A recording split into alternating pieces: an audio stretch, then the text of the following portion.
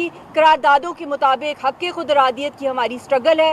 لاکھوں ہزاروں جو کشمیریوں نے جو اپنی شہادتیں دی ہیں, جو ہماری حریت کے رہنماؤں نے اپنی جانوں کی قربانی دی ہے, اور اس وقت ساری جو پولیٹیکل پارٹیز ہیں ان پہ تو بین لگایا ہے حریت کی, جو جتنی بھی پولیٹیکل پارٹیز ہیں, اور لیڈرز جو ہیں جیلوں میں, تہاڑ جیل کے اندر وہ سڑ رہے ہیں, ان کو ٹارچر کیا جا رہا ہے. آسیہ اندرابی صاحبہ, شبیر شاہ صاحب, مسرت عالم, یاسین صاحب کا تو پھانسی کا کیس چلا رہے ہیں. جب لیڈرز کو پھانسی چڑھایا جا رہا ہے, جس طرح چیئرمین صاحب نے بھی کہا, ایک لیڈر لیس الیکشن جو کیا جا رہا ہے, جو ڈھونگ رچایا جا رہا ہے, اس کی جتنی بھی کنڈیمنیشن کی جائے وہ آئی تھنک کم ہے. تو ہم لوگ اس کو کنڈیم کرتے, ایکسیپٹ نہیں کرتے. اور اس کے ساتھ ساتھ چیئرمین صاحب نے بھی بتایا کہ پارلیمنٹ کے اندر بھی یہ ریزولوشن ٹیبل کرا رہے ہیں. Upper lower house of the parliament جتنی بھی اسمبلیز ہیں, ایچ اے کے اسمبلی, جی بی, اور ساری جتنے بھی پروونسز کی اسمبلیز ہیں, ان سے یہ ان شام الیکشنز کو جو ہے ہائیسٹ لیول پہ کنڈیم کیا جائے گا on the highest political democratic forums. Qasim Noor صاحب یہ بتائیں آپ سے بھی most relevant player in whole P H C and in whole movement is convener. جی پلیز صفی صاحب. بسم اللہ الرحمن الرحیم.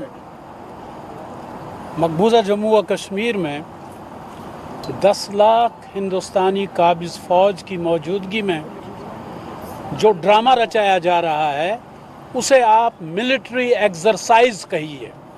ایک فوجی مشق ہے جو ہندوستان وہاں پہ الیکشن کے نام پہ کرا رہا ہے.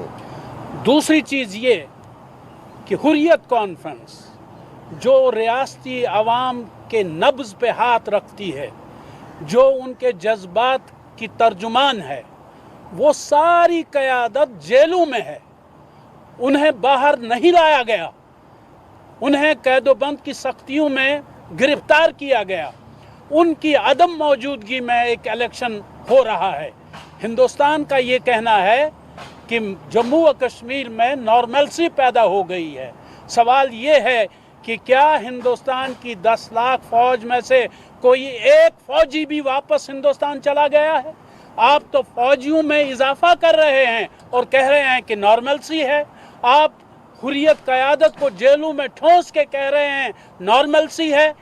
وہاں پہ تو ظلم و ستم کی انتہا ہے.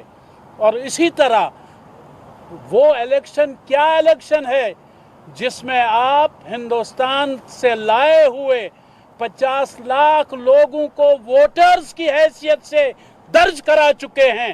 وہ لوگ ووٹ ڈالیں گے, وہ کشمیری تو نہیں ہیں, وہ ہندوستانی ہیں.